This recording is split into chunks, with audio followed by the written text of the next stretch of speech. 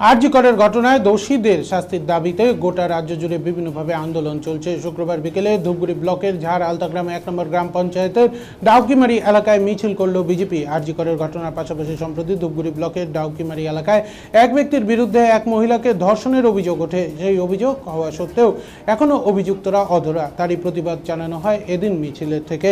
BJP নেতাদের অভিযোগ, ধূপগুড়িতে বুক ফুলিয়ে ঘুরে বেড়াচ্ছে ওই অভিযুক্ত। প্রশাসনের কাছে অভিযোগ থাকা সত্ত্বেও পুলিশ তাকে গ্রেপ্তার করছে না, এই দাবি তোলা হয় মিছিল থেকে। এদিনে বিজেপির এই মিছিল ঘিরে বিরাট পুলিশি আয়োজন করা হয়। বিশৃঙ্খল পরিস্থিতি এড়াতে তৈরি রাখা হয় র্যাবকে।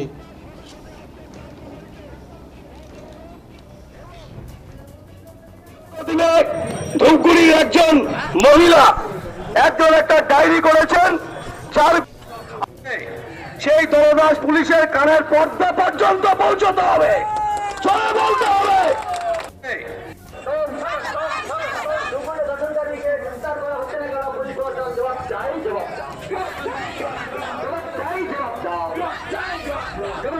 দিতে হবে, আড়াল করা হচ্ছে কেন? পুলিশ জবাব চাই, জবাব দাও।